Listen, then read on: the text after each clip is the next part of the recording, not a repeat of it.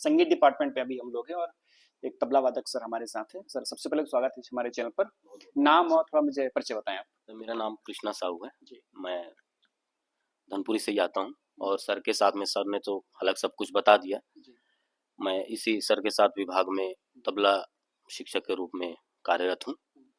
Sir जो शास्त्रीय संगीत है उससे आपका जुड़ाव रहा है, मतलब जो इंस्ट्रूमेंट भी है आपका तबला शास्त्रीय संगीत से जुड़ा हुआ है, तो ग्लोबली अगर हम लोग देखें तो इसकी जो मान्यता मान्यता तो नहीं कहूंगा मैं, इसका जो प्रदर्शनी है वो बहुत धीमी होती जा रही है एज कम्पेयर टू द जो लाइट म्यूजिक है। तो क्या कुछ कहेंगे इस पर आप?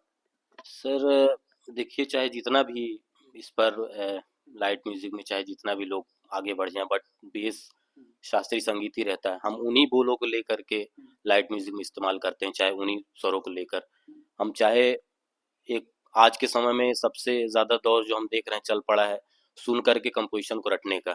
तो हम रट के तो हम गा देते हैं, लेकिन जो हमें जब तक हम शास्त्रीय संगीत नहीं सीखते हैं तब तक वो चीज़ें हमें नहीं आती, हम एक दायरे में बंध जाते हैं। लेकिन शास्त्रीय संगीत सीखने के बाद हमको एक रास्ता मिलता है कि हम किसी एक चीज़ को लेकर उसका और अच्छा विस्तार करें और अच्छा काम कर पाएँ संगीत में। जैसे जो स्टूडेंट्स आपके पास आते होंगे तो थोड़ा मुझे ये जानना था इसमें, आज संगीत दिवस के अवसर पर, कि जो स्टूडेंट्स है अगर वो कैरियर चूज कर रहे हैं आपका म्यूजिक, है ना, तो उनकी प्रवृत्ति क्या है, मतलब एज कम्पेयर टू जो आपके समय के छात्र रहे होंगे समकक्ष, और अब की बात करें तो क्या कुछ थोड़ा मानक जो आपको परिवर्तन देखने को मिल रहा है बच्चों में?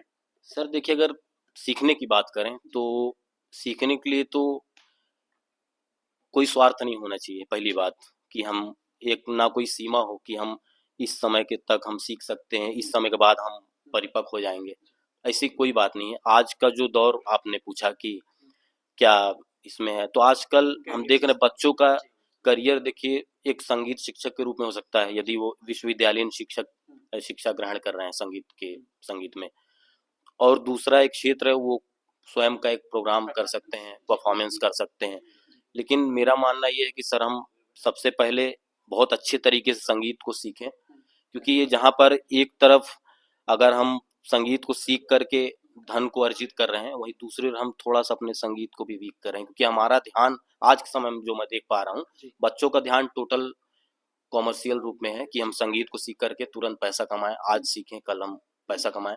तो मेरे हिसाब से ये भी ठीक है, लेकिन एक हम मुझे लगता है संगीत के साथ ईमानदारी तब होगी जब हम संगीत को अच्छी तरह से भली भांति सीख करके पूरा नहीं, जैसे आप शैक्षणिक संस्थान में, तो ये चीज सिखाना या कह सकते हैं ये परिवेश देना एक अगर विद्यालयों में दिया जाए तो जाहिर तौर पर उसका रिजल्ट दिखेगा। तो यहाँ अपने में क्या कमी रह जा रही है या फिर कैसे इसको टैकल करते हैं, थोड़ा बताइए आप। सर ये जानकारी देना भी तो विद्यालयों का ही काम है ना। इसमें सर हम लोग यहाँ पर बैठ के देखते हैं ज्यादातर बच्चे जो सीखने वाले हैं वो निरंतर आते हैं अभ्यास के लिए, और कुछ बच्चों में इस तरीके होते कि नहीं थोड़ा बहुत ठीक है सीख लिए हैं, तो अब हमको जो है ये चीज़ें ज़्यादा सीखने से, तो मैं ज़्यादा से ज़्यादा यही बोलूँगा कि आ करके सामने बैठ करके सीखें और ज़्यादा से ज़्यादा संगीत को सुने। हाँ जी, धन्यवाद सर हमसे बात करने के लिए।